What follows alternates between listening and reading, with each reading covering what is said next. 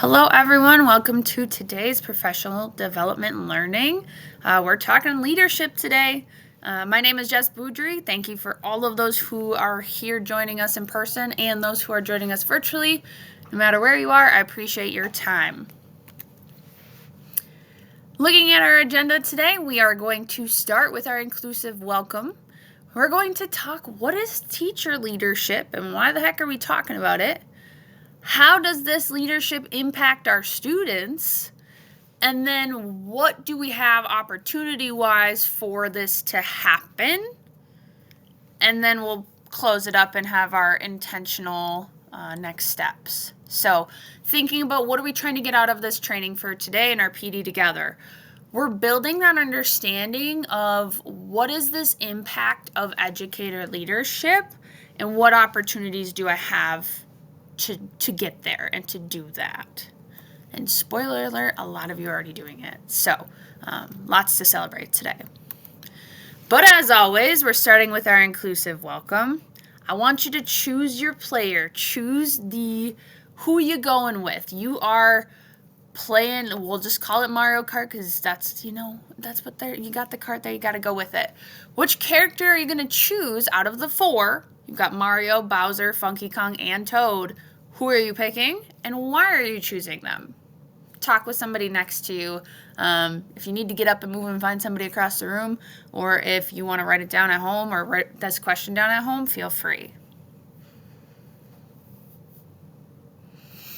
All right, everyone, thanks for sharing with those around you some interesting answers. I do know that there are lots of different characters out there when you were thinking Mario Kart, but when you were picking a character or a player, some of you were thinking strength, some of you were thinking speed, some of you were thinking just all around generally pretty solid.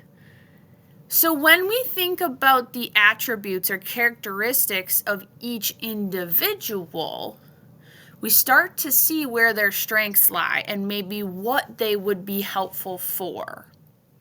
When we talk leadership and we talk about what you bring to the table, you're bringing your unique set of skills and attributes to contribute to a larger team of leaders. And ultimately, that's our goal, is to work together and to use all of your unique strengths to develop leadership in the building. That's not just me as your principal. So we're going to talk about what that looks like today. So first and foremost, what is teacher leadership?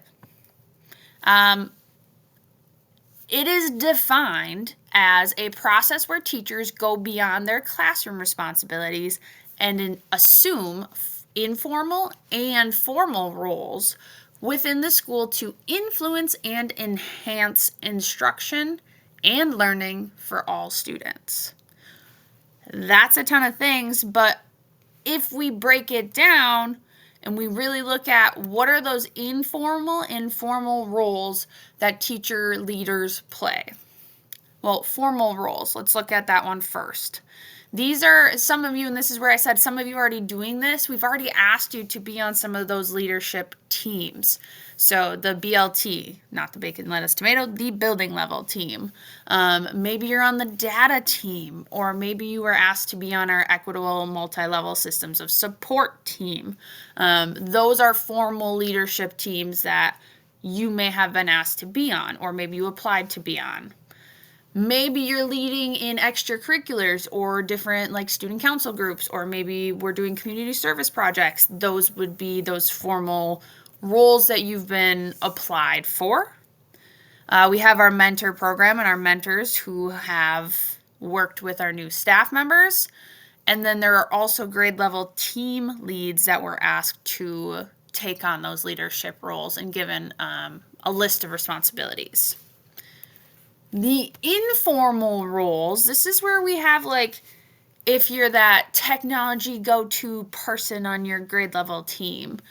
When I was a 5th grade teacher, I was the youngest one on the team. Therefore, I became the person that knew all the hip new things. And I say hip like kind of icky. That was never a phrase I used. So I was always the tech go-to person. I was the communicator for our department. Oftentimes I was the note taker because it was quicker. So like you have those ways that you're maybe leading in your teams. Maybe you're helping others in areas that you're just really good at. Maybe you're great with Canvas. Maybe you're great with parent emails. I worked with a teacher who was really, really good at crafting parent emails, and she would lead and help different staff members do that. So there are formal roles and there are informal roles for leadership. But ultimately, as a building, we are going to work to build that more informal leadership in addition to some formal roles that you will have. But we're going to start with just kind of building your knowledge around this teacher leadership idea and how it impacts our students. So this was a graphic. Let me get my head out of here. This was a graphic that was shared by I want to say it was the Wallace Group. Correct me at the end if I'm wrong. But this was a graphic that was showing that leadership and learning relationship. And it was thinking about these different effects of influence and thinking about how leaders can impact learning. So if you take a look at some of these different pieces, right, it's kind of confusing. There's arrows going everywhere. When I first looked at it, I was like, what is happening? Okay. But what I really took away from this, and it kind of breaks them down a little bit more. If we click on it, it does give you this larger version to look at. So you could do this. See the Wallace Foundation. I was correct. But it says the research framework features 10 interdependent variables. This figure cannot show the many complex relationships that actually exist among the 10 variables. The relationships depicted in the figure are illustrative only. So again, they're really just showing like how they're connected. All of them are truly connected, but what we see here is school leadership is in the middle here. So when we think about them separately, they're not effective or they don't have an effect on learning. When all of these pieces function separately, so school conditions, teachers, students learning, classroom conditions, stakeholders, school leadership, if all of those pieces are functioning separately, we're not going to have any kind of effect on students or their outcomes, academically, socially, emotionally. If we combine them, there is research that states there is an increased opportunity to impact our students' learning. In fact, when you look at this Wallace Group research that this flowchart came from, you will see the studies that they've gone through where they have analyzed all of those 10 different areas to see what those relationship looks like. They found in other studies that leadership affects 25% of total school effects are leadership related. So when we think about the impact of leadership on our students' outcomes, it is proven that if we can provide clear expectations, if we can provide communication, if we can provide connections to our community, to our families, to what we're doing with our standards-based learning, our guaranteed viable curriculums, the work we're doing in our PLCs, all of these things, if we can take that initiative to lead our students in that direction, there will be positive student impact.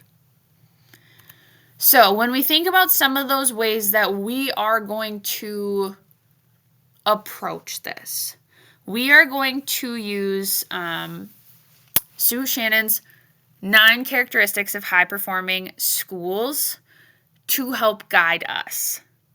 And we're going to just quickly show you each one of them and talk about how you'll use them.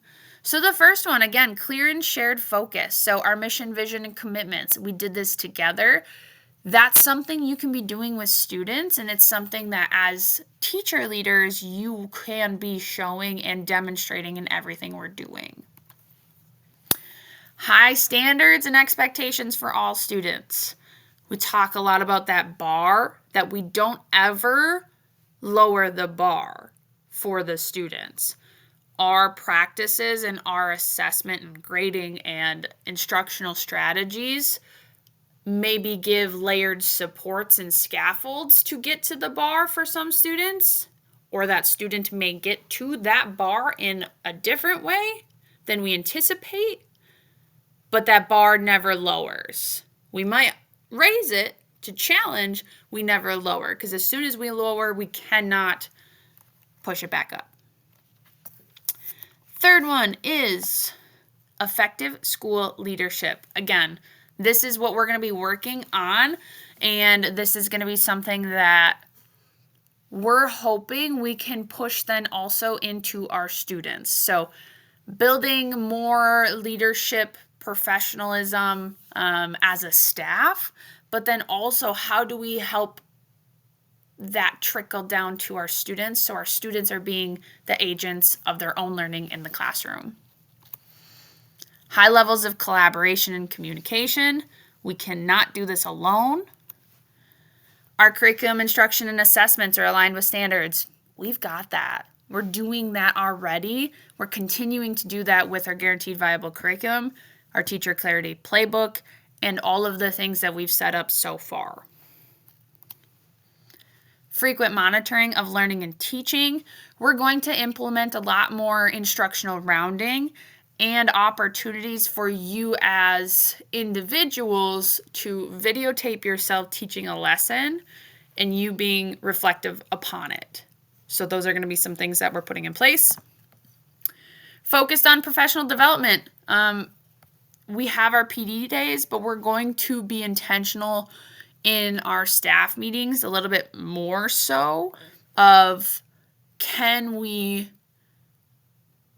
make sure that we leave with a new piece of learning every time we come to a staff meeting, every time we come to a PLC. We're learning something each and every time, and we're growing our personal practices. Supportive learning environment. Eventually, long-term goal or short-ish midterm goal maybe. Next year, we're going to start the year with a book study. We're going to read Culturize by Jimmy Casas, and we're going to talk about what that looks like. And then we have those high levels of family and community involvement. So, how are we going to use all this? There's a lot of stuff.